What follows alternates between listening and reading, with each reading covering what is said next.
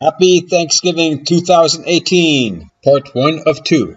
Well, it's Thanksgiving and we're having a party at a family's house. And since I'm vegan, they want me to cook some squash. Welcome to Healthy Vegan Living! And this is a green acorn. We're also going to cook up some kabocha. This is the Japanese pumpkin. These are really delicious.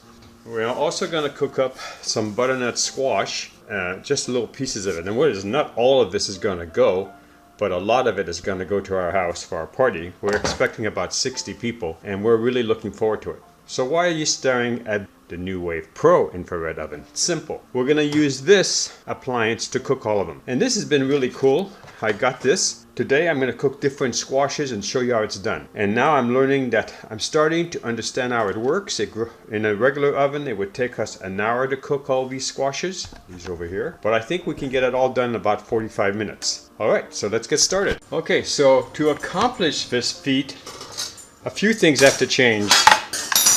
We have to put the extender ring on. See, it's on there. It gives you an extra 3 inches of cooking space. And then we're going to put the bottom rack in, and then the top rack. Now it's a little tricky with this top rack because you see, if you lay it this way, it'll fall in, and that's not what you want. You want to make sure you lay it on top where it's not going to fall in. And then you have to make sure you put on this appliance, and this is the little gizmo allows you to flip over the dome while you're taking care of your squash. Alright, so now this is ready. It's all plugged in, and you can tell it's plugged in. Let me show you. I'm going to put this on because there's a big 0 right over here. Let me zoom in. There's the 0.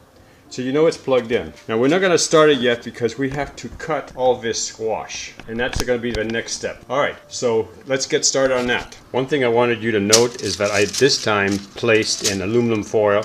They do say to do this in the directions to make it easier on cleanup, and since I'm going to be doing a lot more cooking today, I wanted to make sure I wasn't late to the party myself. Okay, so now I'm going to put the racks back on. Make sure they fit in here around the aluminum foil. And I'm going to put the cover back on. I'm going to show you what I did different there too.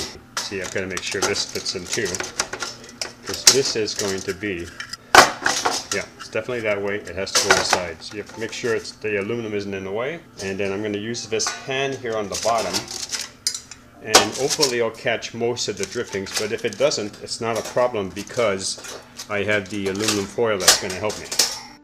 This ends part 1. Come watch Thanksgiving part 2 of 2.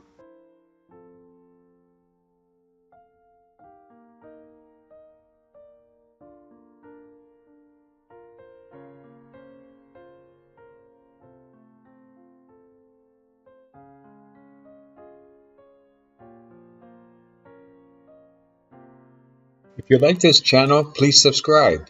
If you like this video, give us a thumbs up. Thank you for watching.